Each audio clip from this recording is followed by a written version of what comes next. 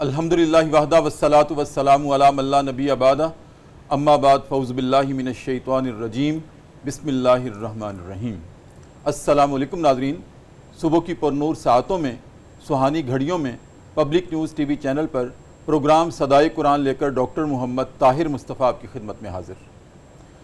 ناظرین کرام، جیسا کہ آپ جانتے ہیں کہ پروگرام صدائے قرآن الحمدللہ رب العالمین ہم نے بالکل ابتدائے قرآن سے شروع کیا تھا، الحمد سے شروع کیا تھا، اس کے بعد سورہ بقرہ، اور آج قرآن کریم کا تیسرا پارہ ہے اور سورہ آل عمران ہے، اور آیت نمبر 69 سے لے کر 74 تک ناظرین کرام آج ہمارا سبق ہے۔ تو آئیے سب سے پہلے آج کے سبق کی ہم تلاوت سماعت کرتے ہیں امام حرمین شریفین قاری عبدالرحمن السدیس کی آواز میں۔ بسم اللہ الرحمن الرحیم۔ اہل کتاب میں سے ایک گروہ چاہتا ہے کہ کسی طرح آپ کو راہ راست سے ہٹا دے، حالانکہ وہ اپنے سوا کسی کو گمراہی میں نہیں ڈال رہے، مگر وہ اس بات کا شعور نہیں رکھتے۔ اے اہل کتاب، تم اللہ کی آیات کا کیوں انکار کرتے ہو، حالانکہ تم خود ان کا مشاہدہ بھی کر رہے ہو۔ اے اہل کتاب، تم حق پر باطل کا رنگ چڑھا کر اسے کیوں مشتبہ کر رہے ہو؟ تم کیوں جانتے بوجھتے ہوئے بھی حق کو چھپاتے ہو؟ اہل کتاب میں سے ایک گروہ کہتا ہے کہ اس نبی کے ماننے والوں پر جو کچھ بھی نازل ہوا ہے اس پر صبح ایمان لے آؤ اور شام کو اس سے مکر جاؤ، شاید اس طرح یہ لوگ اپنے ایمان سے پھر جائیں۔ نیز یہ لوگ آپس میں کہتے ہیں کہ اپنے مذہب والے کے سوا کسی کی بات نہ مانو۔ اے ہمارے حبیب، ان سے فرما دیں کہ اصل میں ہدایت تو اللہ کی طرف سے ہے، اور یہ محض اسی اللہ کی عطا ہے کہ کسی کو وہی کچھ عطا کر دیا جائے جو تم کو عطا کیا گیا تھا، یا یہ کہ دوسروں کو تمہارے رب کے حضور پیش کرنے کے لیے تمہارے خلاف قوی دلیل مل جائے۔ اے ہمارے حبیب، ان سے فرما دیں کہ فضل اور شرف اللہ ہی کے اختیار میں ہے، وہ جسے چاہے عطا فرمائے، وہ وسیع النظر ہے اور سب کچھ جانتا ہے، اپنی رحمت کے لیے جس کو چاہتا ہے مخصوص کر لیتا ہے، اور اس کا فضل بہت بڑا ہے۔ ناظرین کرام، یہ ہمارا آج کا سبق ہے پروگرام صدائے قرآن میں سورہ آل عمران کی آیت نمبر 69 سے لے کر 74 تک۔ ناظرین کرام، عہد رسالت میں جو اہل کتاب موجود تھے وہ نبی کریم صلی اللہ علیہ وآلہ وسلم کی پاکیزہ زندگی کا اپنی آنکھوں سے مشاہدہ کرتے تھے، آپ کے اوصاف حمیدہ کے قائل بھی تھے، آپ کو اٹھتے بیٹھتے چلتے پھرتے دیکھتے تھے، آپ کو ایک حق اور سچائی کا پیکر بھی سمجھتے تھے، لیکن اندر حسد اور بغض رکھتے تھے، یہ طے تھا۔ لیکن ناظرین کرام، جب بصیرت کی آنکھ اور بصارت کی آنکھ گواہی دیتی تھی نبی کریم صلی اللہ علیہ وآلہ وسلم کے بارے میں کہ یہ سچے پیغمبر ہیں اللہ رب العزت کے، تو کبھی کبھی ان کی زبان سے سچ نکل جایا کرتا تھا، وہ آپ کی تحسین بھی کیا کرتے تھے، آپ کی ستائش بھی کیا کرتے تھے اہل کتاب ہونے کے باوجود بھی۔ ناظرین کرام، اسی کا تذکرہ آج کے سبق میں ہے۔ اور پھر دوسری بات جو آج کے سبق میں ہے ناظرین کرام، جو بڑی قابل غور ہے، اور یہ خاص طور پر جو قرآن کا اسلوب بیان ہے اس سے تعلق رکھتی ہے، وہ یہ بات ہے ناظرین کرام کہ قرآن اپنے اسلوب بیان کے مطابق یہ انسان کا جو ذہنی ایک پیکر ہے، جو ذہنی سطح ہے اس کے مطابق بات کرتا ہے قرآن بھی، کیونکہ اس کا موضوع بھی انسان ہے، لہٰذا انسان کی ذہنی سطح کو سامنے رکھ کر، اس کی نفسیات کو سامنے رکھ کر، اور جو مختلف زاویے ہیں کلام کرنے کے، اس کو اپنا کر، اس کو اختیار کر کے قرآن کریم بھی اسی کو ناظرین کرام اختیار کرتا ہے۔ مثال کے طور پر قرآن کریم کبھی تشبیہات کا سہارا لیتا ہے اور کبھی استعارے بھی استعمال کرتا ہے بات کو سمجھانے کے لیے۔ ناظرین کرام، کبھی محکمات کی بات ہوتی ہے قرآن کریم میں، اور کبھی متشابہات کی بات ہوتی ہے، اور پھر انسان بھی، جیسے میں نے عرض کیا ہے کہ جو انسان کا پیٹرن ہے بات کرنے کا، اسلوب بیان ہے، قرآن کریم نے اسی کو اختیار کرنے کی کوشش کی ہے تاکہ بات دل میں اتر جائے۔ تو انسان جب بعض اوقات کسی کو مخاطب کرتا ہے تو نام لے کر کرتا ہے، کیٹیگوریکلی پرٹیکولرلی نام لے کر بات کرتا ہے۔ انسان جب کسی کو بلاتا ہے اور کبھی نام نہیں بھی لیتا، مثلا میرے سامنے اگر کوئی شخص بیٹھا ہے تو کبھی میں اس کا نام لے کے کہوں گا کہ ادھر آ جاؤ، تو میں نے نام لے کے مخاطب کیا۔ قرآن کریم بھی اسی طرح سے کبھی یا ایھا الانسان کہتا ہے، کبھی یا ایھا الذین آمنو کہتا ہے، کبھی یا ایھا الناس کہتا ہے، پکارتا ہے۔ اور کبھی ہم ناظرین کرام ایسے کرتے ہیں کہ نام نہیں لیتے مخاطب کا، ویسے ہی کہتے ہیں کہ ادھر آ جاؤ۔ اب ہم نے نام نہیں لیا لیکن دعوت دے دی، بات کہہ دی، پہنچا دی۔ اسی اسلوب کو ناظرین کرام کلام اللہ نے بھی اختیار کیا ہے۔ آج کے سبق میں بھی جو ابتدا ہوتی ہے وہ یہی ہوتی ہے کہ اہل کتاب میں سے ایک گروہ چاہتا ہے کہ کسی طرح آپ کو راہ راست سے ہٹا دیا جائے۔ ناظرین کرام یہاں سوچنے کی بات یہ ہے کہ وہ گروہ کس کے بارے میں بات کر رہا ہے؟ کیا اہل ایمان کے بارے میں بات کر رہا ہے؟ کیونکہ یہاں تخاطب میں نام نہیں لیا گیا۔ کیا اس صیغے میں نبی کریم مراد ہیں کہ ان کو راہ راست سے ہٹا دیا جائے، یا صحابہ مراد ہے، یا دوسرے اہل ایمان مراد ہیں؟ کون مراد ہیں؟ یہ جب ہم تفاسیر کا مطالعہ کرتے ہیں اور قرآن کو گہرائی اور گہرائی سے جب ہم مشاہدہ کرتے ہیں، تجربہ کرتے ہیں، لغات کو دیکھتے ہیں، ارض القرآن کو دیکھتے ہیں، تفسیر قرآن کو دیکھتے ہیں، معانی قرآن کو دیکھتے ہیں، ناظرین کرام پھر ہمیں بات سمجھ آتی ہے۔ اور جب کنسلٹ کرتے ہیں علماء سے، اہل علم سے، تو پھر ہمیں پتہ چلتا ہے کہ یہاں انداز تخاطب کس کی طرف تھا۔ تو آج کے سبق کا آغاز بھی مبہم ہے، متشابہات میں سے ہے کہ کس کو کہا جا رہا ہے۔ کیا نبی کریم صلی اللہ علیہ وآلہ وسلم کو کوئی راہ راست سے ہٹا سکتا تھا؟ کیا یہ سوچا جا سکتا تھا؟ جو اہل کتاب اگر سوچتے تھے تو یہ کس کے بارے میں آیات ہیں؟ یہ بھی آج ہم اپنے مہمانوں سے ناظرین کرام ڈسکس کریں گے۔ تو ان تمام گتھیوں کو سلجھانے کے لیے اور ہمیں فیضان قرآن سے آشنا کرنے کے لیے ناظرین کرام آج پروگرام صدائے قرآن میں میری دائیں جانب ایک مرتبہ پھر ہمارے مستقل مہمان ہیں پروگرام صدائے قرآن کے جناب ڈاکٹر پیر طارق شریف زادہ، جو ماشاءاللہ خود کہتے ہیں کہ میں سیرت سکولر ہوں، لیکن میں ان کو صرف سیرت سکولر نہیں کہا کرتا بلکہ ان کو سفیر کہا کرتا ہوں۔ کس کے؟ سفیر قرآن ہیں ناظرین کرام، وہ سفیر سیرت ہیں۔ وہ قریہ قریہ بستی بستی صرف اپنے ملک میں ہی نہیں بلکہ غیر ممالک میں بھی، دوسرے ملکوں میں بھی قرآن کا پیغام، سیرت کا پیغام بہت خوبصورت انداز سے پہنچاتے ہیں۔ آج ہمارے پروگرام کی زینت ہیں۔ السلام علیکم ورحمۃ اللہ۔ وعلیکم السلام ورحمۃ اللہ وبرکاتہ۔ کیسے مزاج ڈاکٹر صاحب؟ الحمدللہ خیریت سے ہیں؟ اور ناظرین کرام میری بائیں جانب پروگرام صدائے قرآن کے نوجوان سکولر ماشاءاللہ، جن کو اللہ رب العزت نے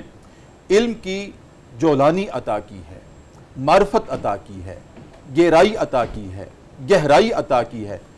جو ناظرین کرام مصنف بھی ہیں، محقق بھی ہیں،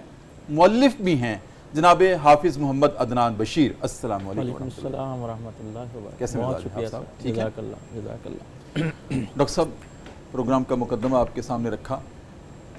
دو باتیں ہیں جیسے میں نے عرض کیا ہے۔ ایک تو یہ تخاطب کس کو کیا گیا ہے آج کی آیات میں؟ میرا دل نہیں مانتا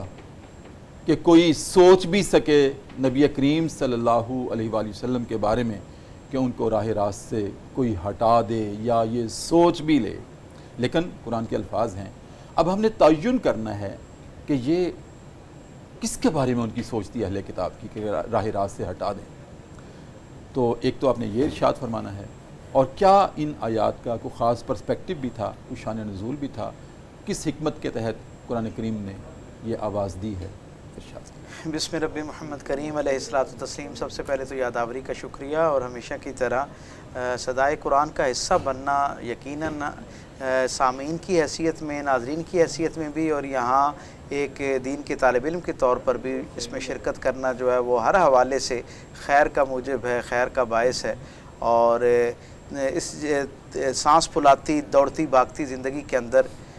دن کا آغاز سرکار دو عالم صلی اللہ علیہ وسلم کے قلب اطہر پر نازل ہونے والے اس کلام کامل سے استفادہ کرنے کی مشق سے اگر ہو تو اس سے زیادہ خیر کی اور خوبی کی بات کیا ہو سکتی ہے۔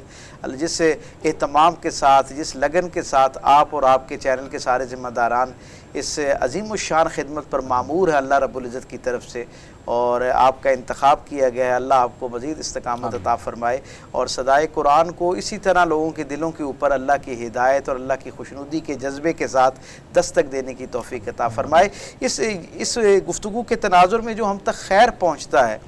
جس طرح یہ ہماری سماعتوں کو ایک نور عطا کرتا ہے، ہمارے خیال کو ایک طہارت عطا کرتا ہے، اگر یہاں سے اٹھنے والی صدا ہمارے عمل کا حصہ بننا شروع ہو جائے تو میں یہ سمجھتا ہوں کہ زندگیاں جو ہیں وہ کئی درجہ آگے جا کر نہ صرف یہ کہ اپنے لیے ایک خیر کا ذریعہ بن سکتی ہیں، بلکہ اپنے گرد و پیش کے ماحول کی طہارت کا ذریعہ بھی بن سکتی ہیں۔ جہاں تک آج کی آیات بینات جو ہیں ان کا پس منظر ہے،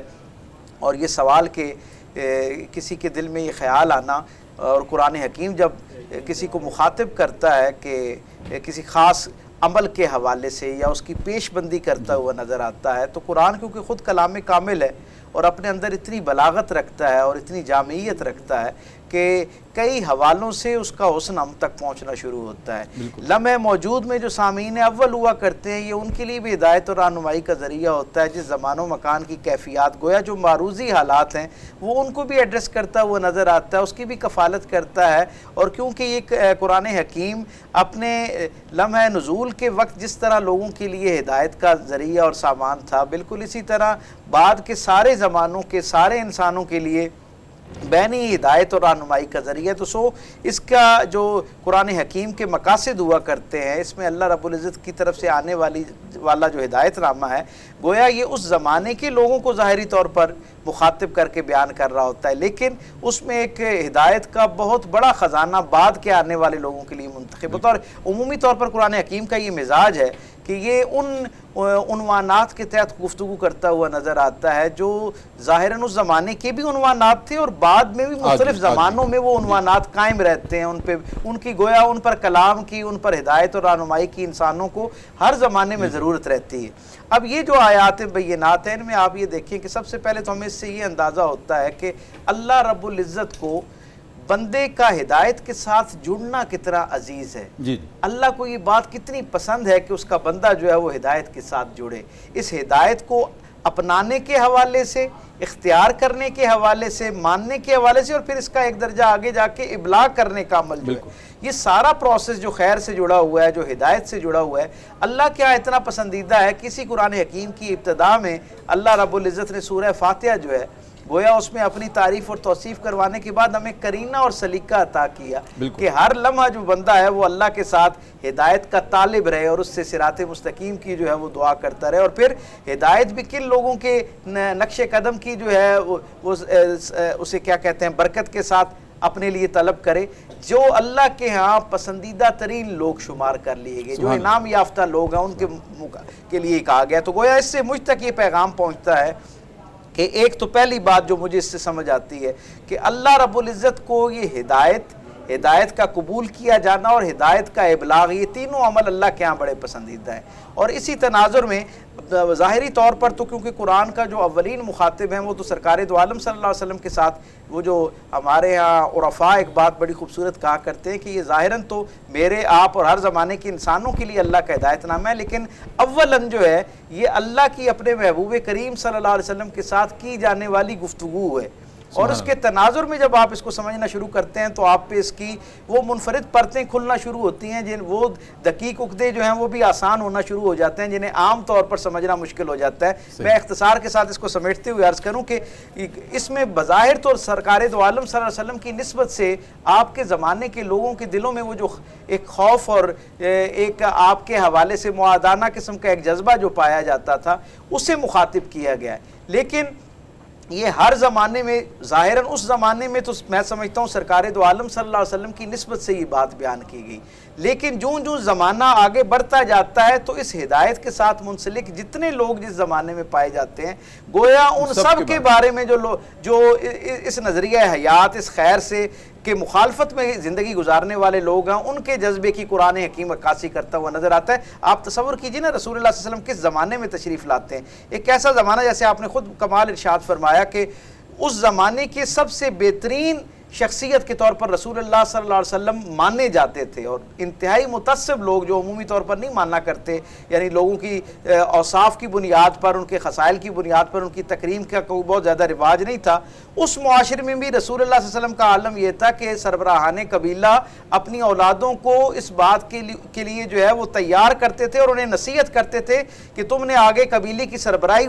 اپنے ذمے لینی ہے تو تم اپنے اندر وہ اوصاف پیدا کرو جو خود رسول اللہ صلی اللہ علیہ وسلم کے اندر اوصاف موجود ہے۔ لیکن ان کو کیونکہ کئی زمانوں سے ایک بات ان تک پہنچی ہوئی تھی، خبر تھی کہ ان قریب ایک ایسا وقت آنے والا ہے جب نبی آخر الزمان جو ہے اللہ کی آخری ہدایت نامے کے ساتھ مبعوث کیا جائے گا، اور وہ کیونکہ وہ قبائل کا معاشرہ تھا تو انہیں یہ خوف ہوتا تھا کہ کہیں وہ زمانہ یعنی جو ہم تک ایک مشترکہ طور پر ایک عزت ہمارے پاس تھی، اب اس عظیم و شان لافانی عزت کے لیے خاص قبیلہ اور اس کا کوئی ایک فرد نہ اللہ کی طرف سے منتخب کر لیا جائے، گویا وہ اس اللہ کی طرف سے اترنے والی عظمت کی کہ جسے کہتے ہیں نا اس سے خوف زدہ تھے کہ سرکار دو عالم صلی اللہ علیہ وسلم کے ساتھ وہ عظمت وابستہ ہو جائے گی اس کلام حکیم کی نسبت سے، اس لیے وہ حضور کے انکار کے اوپر جو ہے وہ کفالت کرتے تھے۔ نتیجتاً قرآن حکیم نے ان کو مخاطب کر کے خبردار کیا کہ بے شک ظاہری اسباب میں جتنا کچھ آپ کر لیں لیکن میرے کریم آقا صلی اللہ علیہ وسلم کے ساتھ اللہ کی طرف سے جیسے ہدایت آپ کے ساتھ موجود ہے، اسی طرح اللہ کی طرف سے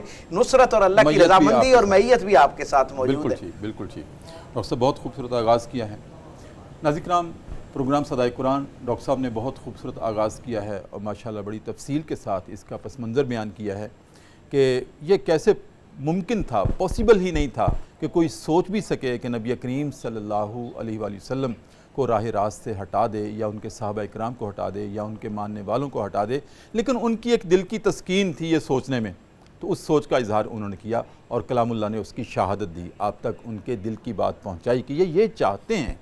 ناظرین کرام، وقفہ ہے اور وقفے کے بعد حافظ محمد عدنان بشیر کی طرف حاضر ہوں گا۔ حافظ صاحب آپ سے رہنمائی لیں گے کہ اسی تناظر میں آپ کا ورژن کیا ہے، آپ کیا سوچتے ہیں قرآن کریم کی ان آیات کے پس منظر میں جو بھی مضمون تھا، اور دوسری بات یہ کہ قرآن نے یہ بھی گواہی دی ہے کہ وہ یہ سوچ کر اپنے آپ کو گمراہی میں ڈال رہے ہیں اور وہ اس کا شعور نہیں رکھتے، اس پر بھی آپ سے تبصرہ لیں گے۔ ایک وقفہ ہے آپ کی اجازت سے ڈاکٹر صاحب، آپ کی اجازت سے ناظرین کرام، وقفہ ہے اور وقفے میں آپ نے کلام اللہ کی اس صدا پر لبیک کہنا ہے، ان اللہ و ملائکتہ یصلون علی النبی یا ایھا الذین آمنوا صلوا علیہ وسلموا تسلیما۔ ناظرین کرام، ایک مرتبہ درود کریم کا نذرانہ پیش کرتے ہیں نبی کریم صلی اللہ علیہ وآلہ وسلم کی بارگاہ میں اور واپس آتے ہیں۔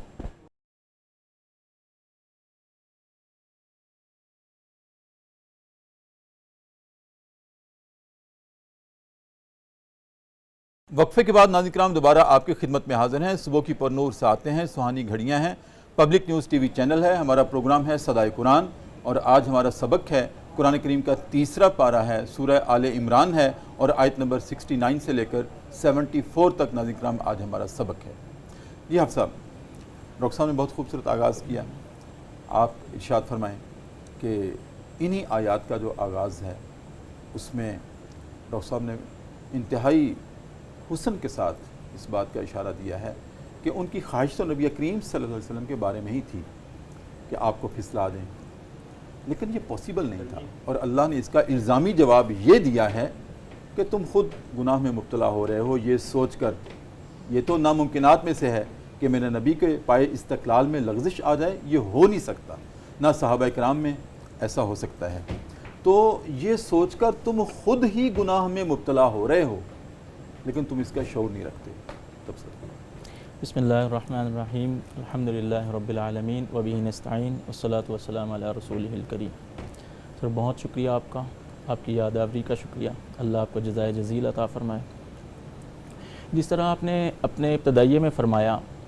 کہ قرآن کریم کا انداز تخاطب اور مختلف اسالیب پر گفتگو آپ نے فرمائی، آج جو مذکورہ آیات ہیں اس کا ابتدائیہ اگر ہم دیکھتے ہیں تو اس میں بھی قرآن حکیم کا ایک ایسا منصفانہ اور حقیقت پسندانہ اسلوب ہمیں سمجھ آتا ہے کہ وَدَّت طَائِفَةٌ مِّنْ أَهْلِ الْكِتَابِ، کہ اہل کتاب کا ایک گروہ ہے جو یہ چاہتا ہے، یہ خواہش رکھتا ہے، سوال یہ کس کے بارے میں چاہتا ہے؟ ان کی یہ سازش ہے۔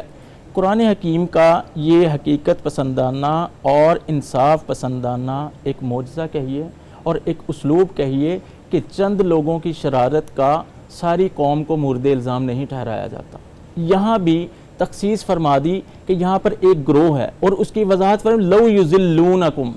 اور اس کی ضمیر جا رہی ہے حضرات صحابہ کی جماعت کی طرف، لو یذلونکم، کہ ان کو آپ صلی اللہ علیہ وسلم کے جو تربیت یافتہ حضرات صحابہ نام نہیں لیا جیسے میں نے کیا تھا، حذف ہے، اس کو قرآن کی اصطلاح میں حذف کہتے ہیں، جمع کا صیغہ استعمال کیا، لو یذلونکم، کہ انہیں گمراہ کر دیں۔ ان کی چاروں نہ چار ہر وقت یہ کوشش ہوتی ہے کہ کسی طرح یہ نئے جو مسلمان ہو رہے ہیں ان کو یہودی بنا دیا جائے اور ان کی صفوں میں گھس کر ایسے کاری وار کیے جائیں کہ یہ دل برداشتہ ہو جائیں۔ امام طبری رحمہ اللہ نے اپنی تفسیر میں اس روایت کو نقل کیا ہے کہ یہودیوں کے ایک گروہ نے نبی کریم صلی اللہ علیہ وسلم کے ساتھ فجر کی نماز ادا کی، اور پھر وہی گروہ مغرب کے وقت کہتا ہے کہ ہمیں تو اسلام میں کوئی خوبی نظر نہیں آئی۔ یہودی جن کو اہل عرب شاہ سوار سمجھتے تھے خطابت کا، اور یہ اپنے سوا تمام لوگوں کو امی کہا کرتے تھے، ناخواندہ لوگ کہا کرتے تھے، اور خود کو پڑھے لکھے، جب نبی کریم صلی اللہ علیہ وسلم کی رسالت آپ کو دی گئی تب 2600 سال تک یہ نبوت کے مختلف ادوار سے گزر چکے تھے، یعنی 70,000 انبیاء اس قوم میں آئے تھے اور 2600 سال ان کی نمود و نمائش کو اور ان کی پرورش ہوتے ہوئے ہو چکے تھے۔ اب اہل عرب میں ان کے بلاغت کا، ان کی ایک سحر افرینی کا طوطی بولتا تھا، اور یہ کہتے تھے کہ جب ہم اسلام کی صفوں میں گھس کر پیچھے ہٹیں گے تو جو نئے مسلمان ہیں وہ چاروں نہ چار یہ سوچیں گے ضرور دال میں کچھ کالا ہے۔ اتنے پڑھے لکھے لوگ، اتنے عالم کس طرح جہالت کا رستہ وہ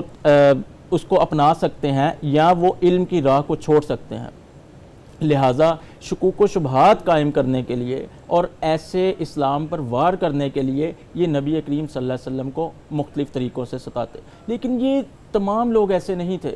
جس طرح قرآن کریم نے تخصیص فرما دی، ہمیں دوسری طرف ایسے لوگ بھی یہودیوں کے کھڑے ہوئے نظر آتے ہیں جن میں ورقہ بن نوفل ہیں، اور کس قدر خوبصورتی سے وہ جب سارا واقعہ سنتے ہیں، جب سیدہ خدیجہ الکبریٰ رضی اللہ عنہا لے کر گئی ہیں تو انہوں نے پوچھا یبن اخی ما ترى،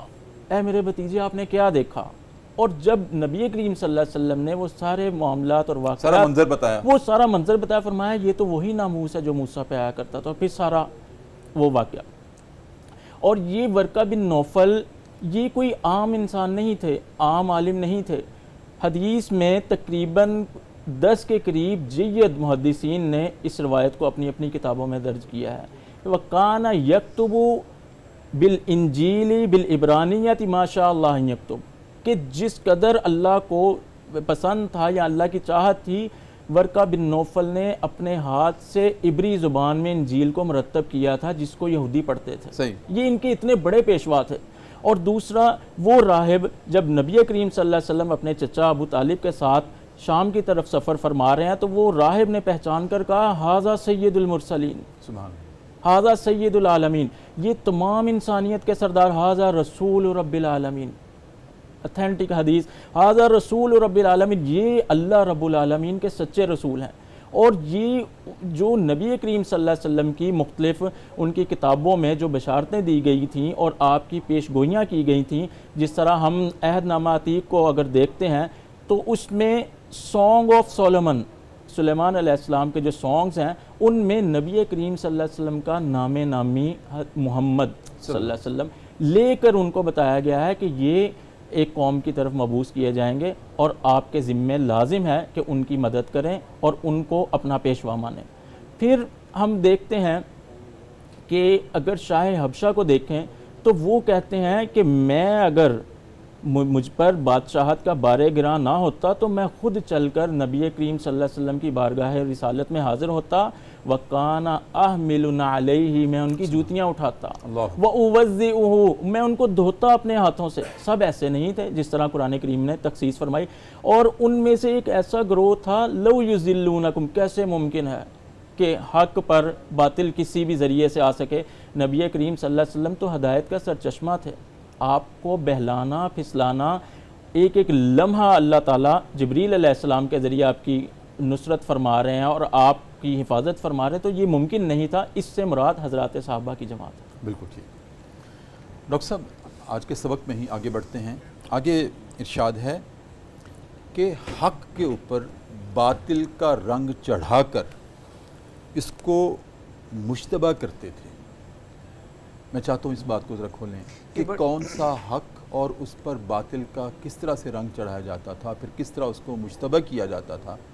اور کس طرح پھر اس سے مغالطہ دیا جاتا تھا. بسم ربی محمد کریم علیہ الصلوۃ والتسلیم. یہ قرآن حکیم کا کیا کمال اسلوب ہے کہ ظاہری طور پر جیسے میں نے سرنامہ کلام میں عرض کیا کہ اس لمحے موجود کو مخاطب کرتا ہے، لیکن بعد کے زمانوں کے لیے ایک ہدایت اور رہنمائی کا مستقل ذریعہ اور وسیلہ جو ہے وہ اپنے پیغام میں چھوڑ جاتا ہے. یہ ان آیات کے اندر جہاں پر اس حوالے سے گفتگو ہوتی ہوئی ہمیں نظر آتی ہے تو ہمیں یہ پتہ چلتا ہے کہ یہ وہ زمانہ ہے جس میں سورہ آل عمران کا زمانہ مدینہ شریف آنے کے بعد کا زمانہ ہے، اور ہم یہ جانتے ہیں کہ یہ غزوہ بدر کے فوراً بعد کی اترنے والی آیات ہیں. اور یہ وہ زمانہ تھا جس وقت اہل یہود جو تھے ان کا ایک رنگ جو تھا جو کسی حد تک خاموشی اختیار کی ہوئے تھا، وہ ان کا مسلمانوں کے جو اہل قریش جو ہیں ان کے اوپر فتح پانے کے بعد، غالب آ جانے کے بعد جو مسلمانوں کے بارے میں باقی قبائل کے اندر ایک خیر کا پیغام پہنچنا شروع ہو گیا تھا، اور لوگوں کے دل دین رحمت کے ساتھ سرکار دو عالم صلی اللہ علیہ وسلم کے ساتھ جڑنا شروع ہو گئے تھے. اور لوگوں نے دیکھا کہ جس عظیم الشان اللہ کی طرف سے نصرت کے ساتھ اللہ نے اپنے محبوب صلی اللہ علیہ وسلم کو بدر میں کامیابی عطا کی ہے، اس بات نے بہت سارے قبائل کے لوگوں کے دلوں میں یہ گواہی پیدا کرنا شروع کر دی کہ یہی وہ آخر الزمان نبی ہیں جن کے بارے میں ہم بشارتیں سنتے آ رہے ہیں. یہودیوں کو جو بدر کے اندر یہ بڑی باریک بینی سے دیکھ رہے تھے کہ شاید اب یہ مختصر سا ایک قافلہ جو ہے اتنے طاقتور اور ماہر مشاق لوگ جو تمام تر ظاہری اسلحے سے بھرپور ہیں، ان کے ساتھ کیسے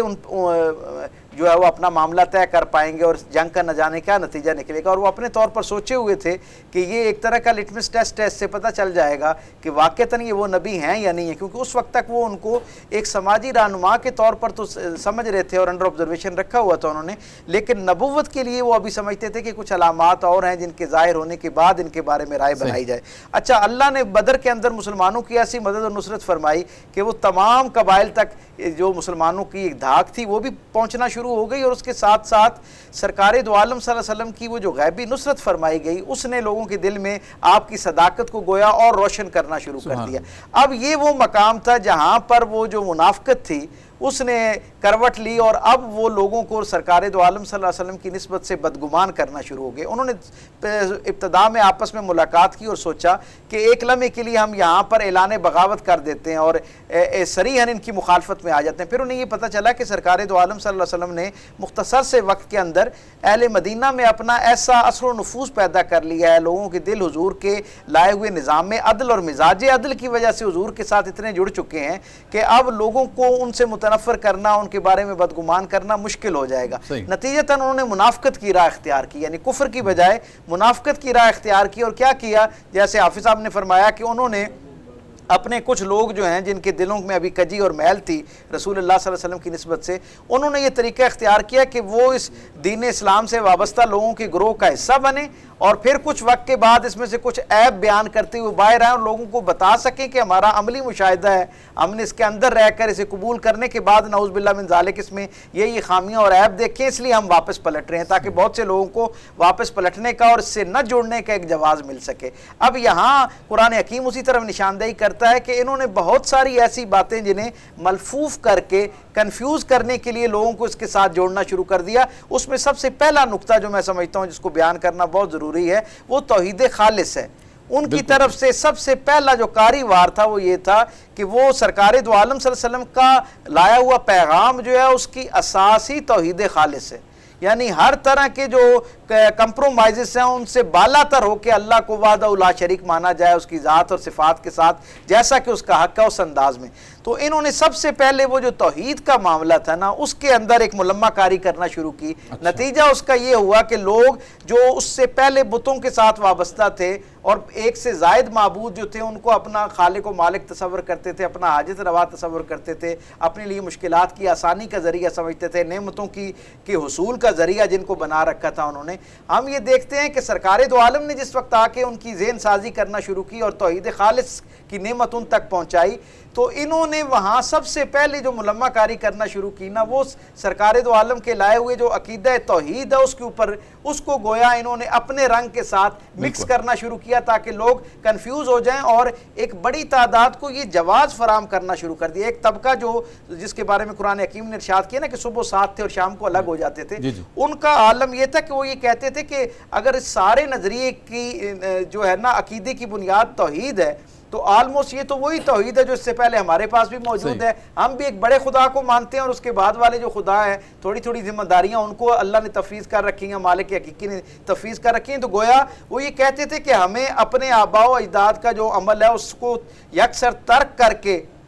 محض چند چیزوں میں کی اضافت کے ساتھ اپنے آپ کو حضور کے دین کے ساتھ وابستہ کرنے کی کیا ضرورت ہے. اس طرح ہم اپنے بزرگ جو ہے ان کی روحوں کو بھی تکلیف پہنچانے کا ذریعہ بنیں گے, اور گویا وہ جو لافانی عزت ہمارے پاس ایک اللہ کی طرف سے انبیاء کے سلسلے میں ہدایت کی شکل میں ہم تک پہنچی ہے, کہیں ہم اس سے گمراہ ہو جائے. تو لوگوں کو ہر طرح سے ایک باطل کا رنگ چڑھا کے کنفیوز کرنے پر انہوں نے کام کرنا شروع کیا. اللہ رب العزت نے اس کی طرف جو ہے وہ نشاندہی فرمائی. بالکل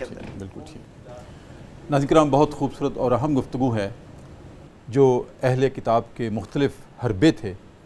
ان کا تذکرہ ہے کلام اللہ میں, اور ان کو جناب ڈاکٹر پیر طارق شریف زادہ اور حافظ محمد عدنان بشیر آج پروگرام صدائے قرآن میں آپ کے سامنے کھول کر بیان کر رہے ہیں. ناظرین کرام, ایک وقفہ ہے پروگرام صدائے قرآن میں, اور وقفے میں ہم دوبارہ چلتے ہیں دربار رسالت میں اور اپنے نبی کریم صلی اللہ علیہ وآلہ وسلم کی ذات اقدس پر ایک مرتبہ پھر درود کریم کا نذرانہ پیش کرتے ہیں اور واپس آتے ہیں.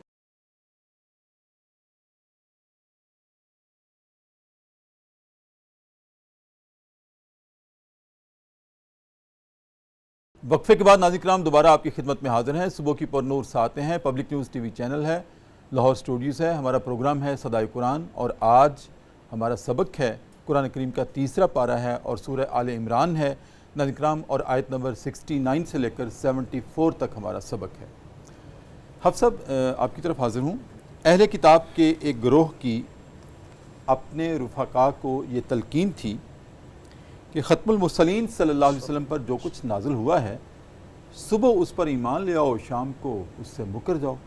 اس کا کیا پس منظر تھا؟ بسم اللہ الرحمن الرحیم. جس طرح تھوڑی دیر پہلے گفتگو ہوئی یہ اسی کا تتمہ ہے. جی. قوم یہود اپنے عبرت انگیز حوادث اور واقعات کے باوجود پچھلے 4000 سال سے اپنا وجود برقرار رکھے ہوئے ہیں, اور اس وجود کو برقرار رکھنے کے پس پردہ جو محرک ہے اور جو نظریہ ہے وہ یہ ہے کہ we are the chosen people of God. صحیح. ہم خدا کے منتخب کردہ لوگ ہیں. نبوت ہمارے گھروں میں چلتی ہے, رسالت ہمارے خاندانوں میں اترتی ہے, لہٰذا بنی اسرائیل کی بجائے ممکن ہی نہیں ہے کہ رب تعالیٰ کسی اور قوم کی طرف اپنا نبی اور رسول بنا کر بھیجیں. صحیح. لہٰذا ان کو کسی صورت یہ بات قابل قبول نہیں تھی جی کہ ہم جو مدینہ منورہ کے اور سرزمین عرب کے ہمارا شمار زعماء میں ہوتا ہے, اور ہم جیسے اشعار کوئی نہیں کہہ سکتا, ہم جب نثر نگاری میں اترتے ہیں تو کوئی ہمارا ثانی نہیں ہوتا. جی. تو یہ فقیر اور مسکین لوگ جو نبوت کا دعویٰ کرنے والے محمد کریم صلی اللہ علیہ وسلم ہیں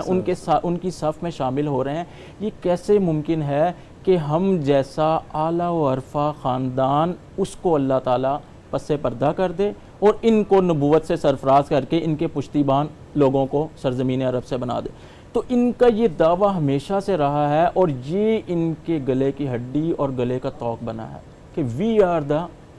چوزن پیپل آف گاڈ, ہم خدا کے منتخب کردہ لوگ ہیں. ہمارے علاوہ کسی کو اللہ تعالیٰ سرفرازی سے، رفت سے اور بلندی سے نہیں نواز سکتے۔ تو یہی ان کا ایک حربہ تھا، ایک زوم تھا، ایک خام خیالی تھی کہ کچھ لوگوں کو جو ان کے پیشوا تھے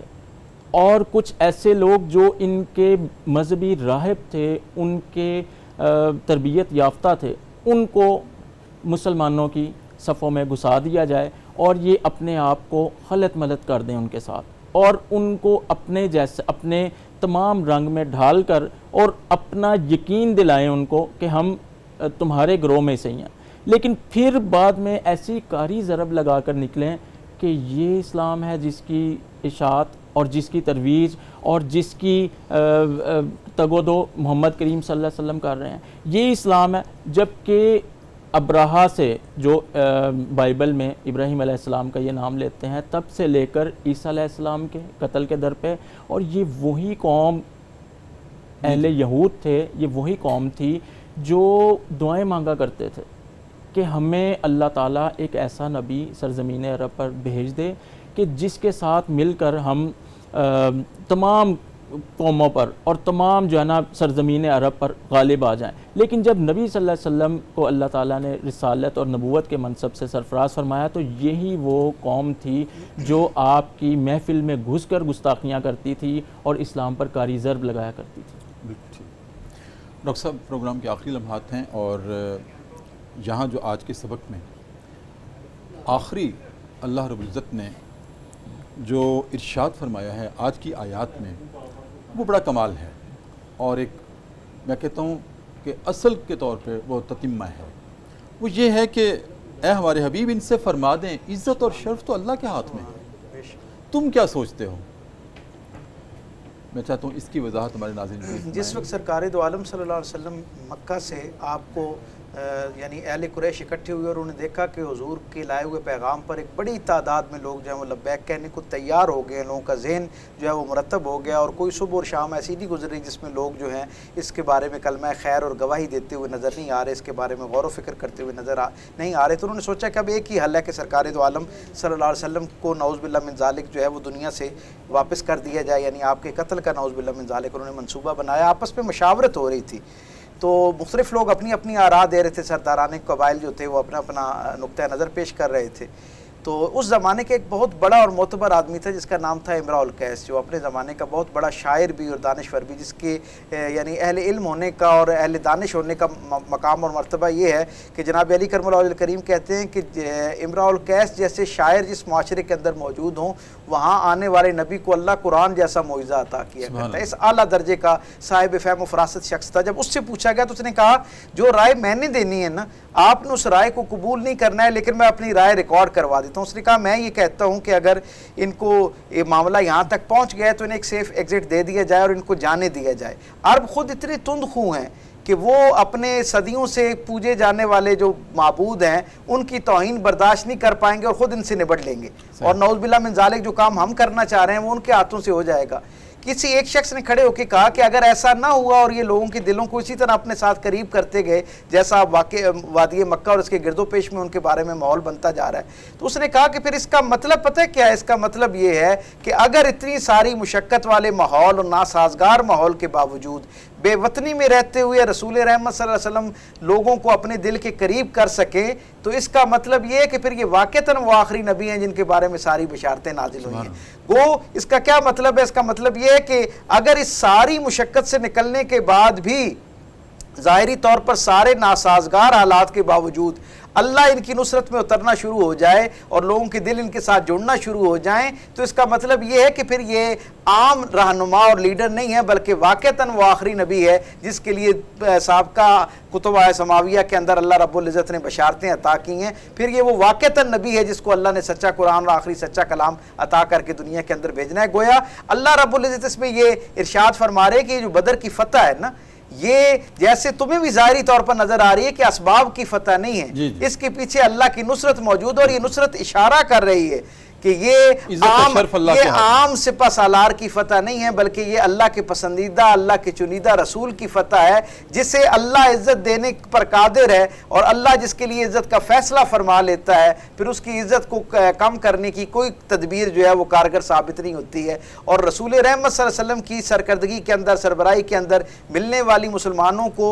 ظاہری اسباب سے خالی اتنی عظیم الشان فتح جو ہے، یہ حقیقتاً سرکار دو عالم صلی اللہ علیہ وسلم کے سچے نبی ہونے کے اوپر دلالت کرتی ہے۔ سبحان اللہ۔ ڈاکٹر صاحب بہت شکریہ آپ کی آمد کا، تشریف لائے۔ حافظ صاحب آپ کی آمد کا بھی بہت شکریہ۔ ناظرین کرام، اب پروگرام صدائے قرآن میں وقت ہوا ہے ذکر صاحب قرآن کا، جس پہ ہمارا اختتام ہوتا ہے، اور ذکر صاحب قرآن میں ناظرین کرام ذکر اسماء النبی الکریم کا، نبی کریم صلی اللہ علیہ وسلم کے اسماء، ان کا تذکرہ ہم کرتے ہیں کچھ دنوں سے پروگرام کے آخر میں، اور آج ناظرین کرام جو آپ کے اسماء گرامی آپ کے سامنے رکھ رہا ہوں، اس میں سب سے پہلے ہے سیدنا العامل صلی اللہ علیہ وآلہ وسلم، عمل کرنے والے۔ ناظرین کرام، اس کا تذکرہ ہمیں سورہ الزمر کی آیت نمبر 39 سے ملتا ہے۔ اس کے بعد ہے سیدنا عامل الصالحات، صالحات پر عمل کرنے والے، نیک کام کرنے والے۔ ناظرین کرام، اس کا ہمیں تذکرہ ملتا ہے آپ کے اس اسم گرامی کا، اس صفت کا، سورہ بقرہ کی آیت نمبر 82 سے۔ اور اسی طرح سیدنا العبد صلی اللہ علیہ وآلہ وسلم، اللہ کے بندے۔ ناظرین کرام، اللہ کا بندہ ہونا بہت بڑا شرف ہے۔ عبد کس سے کہتے ہیں؟ ناظرین کرام، عبد یہ جو مصدر ہے عبدہ، اس سے عبد ماخوذ ہوتا ہے، اور اس سے کیا مراد ہے؟ غلام، سرونٹ، اور اطاعت کرنے والا، بندگی کرنے والا، ماننے والا، قبول کر لینے والا۔ اور نبی کریم صلی اللہ علیہ وآلہ وسلم کو ناظرین کرام اللہ رب العزت نے جب معراج کا بھی شرف عطا کیا، اس وقت بھی آپ کی یہی صفت بیان کی تھی، سبحان الذی اسریٰ بعبدہ لیلا من المسجد الحرام الی المسجد الاقصی، کہ پاک ہے وہ ذات جس نے اپنے عبد کو، اپنے بندے کو معراج کروائی، سیر کروائی، مسجد حرام سے لے کر مسجد اقصی تک پہلا سفر ہے، اور پھر آسمانوں کا سفر ہے۔ تو ناظرین کرام، عبد بات کو مان لینے والا، جس طرح سے کہا جائے، ایک آقا اپنے غلام کو جیسے کہتا ہے وہ ویسے ہی اگر قبول کر لے تو آقا بہت خوش ہوتا ہے۔ تو آپ کو جو معراج بھی عطا کی گئی، جو بلندی بھی عطا کی گئی، یہ اسی کے بدلے عطا کی گئی کہ اللہ رب العزت نے آپ کو جو کچھ بھی فرمایا آپ نے من و عن کر کے دکھا دیا، بلکہ اپنی امت کے لیے اپنا نمونہ کامل چھوڑ دیا ہمارے لیے۔ لہٰذا ناظرین کرام، آپ کے اس اسم گرامی کا جو ہمیں کلو ملتا ہے وہ ہے سورہ البقرہ آیت نمبر 23، سورہ الانفال آیت نمبر 4، پھر سورہ النحل آیت نمبر 2، پھر بنی اسرائیل آیت نمبر 1، اور ناظرین کرام سورہ الکہف آیت نمبر 1، الفرقان آیت نمبر 1، پھر الصافات آیت نمبر 40، 74 اینڈ 128، پھر سورہ الزمر آیت نمبر 10، پھر ناظرین کرام سورہ الزمر 11، پھر الزمر 16، پھر سورہ الزمر 36، اور پھر ناظرین کرام سورہ المومن 15، النجم 10، الحدید 9، اور پھر سورہ الجن 19، اور سورہ الفجر 29۔ اس کے بعد ناظرین کرام آپ کا اسم گرامی ہے سیدنا العربی صلی اللہ علیہ وآلہ وسلم، عرب سے تعلق رکھنے والے۔ تو آپ کی ذات گرامی، آپ کی تو پیدائش ہی عرب کی مٹی میں ہوئی تھی، مکہ کی سرزمین پہ ہوئی تھی، آپ عربی نسل تھے ناظرین کرام، جس کا تذکرہ اور اس صفت کو بھی اللہ رب العزت نے صفت بنا کر کلام اللہ میں اس کے اشارے دیے ہیں، اور سورہ الرعد کی آیت نمبر 37 میں ہمیں اس کا کلو ملتا ہے اس اسم گرامی کا۔ اس کے بعد ہے ناظرین کرام سیدنا العزیز صلی اللہ علیہ وآلہ وسلم، اور یہ آپ کا وہ اسم گرامی ہے جو اللہ رب العزت کا بھی اسم گرامی ہے۔ بہت سارے ایسے اسماء گرامی ہیں نبی کریم صلی اللہ علیہ وسلم کے ناظرین کرام جو کہ اللہ رب العزت کے بھی اسم گرامی ہیں، اللہ کی بھی صفات ہیں۔ مثلا وہ کریم ہے، نبی کریم بھی کریم ہیں۔ اللہ عزیز ہے، نبی کریم بھی عزیز ہیں۔ ناظرین کرام اللہ رحیم ہے، آپ بھی رحم کرنے والے ہیں، آپ بھی رحیم ہیں۔ اس طرح سے بہت سارے اسماء گرامی اللہ رب العزت کی صفات کے ساتھ مشترکات میں آتے ہیں۔ ناظرین کرام اس کا ہمیں اشارہ ملتا ہے سورہ التوبہ کی آیت نمبر 128 میں، جس میں ارشاد ہے لَقَدْ جَاءَكُمْ رَسُولٌ مِّنْ أَنفُسِكُمْ عَزِيزٌ عَلَيْهِ مَا عَنِتُّمْ حریص علیکم بالمؤمنین رؤوف الرحیم، سورہ توبہ کی آیت نمبر 128 ہے۔ ناظرین کرام، اسی کے ساتھ ہی آج کا پروگرام صدائے قرآن ہم ختم کرتے ہیں۔ اپنے میزبان ڈاکٹر محمد طاہر مصطفیٰ کو اجازت دیجیے، اپنا بہت خیال رکھیے، اللہ حافظ۔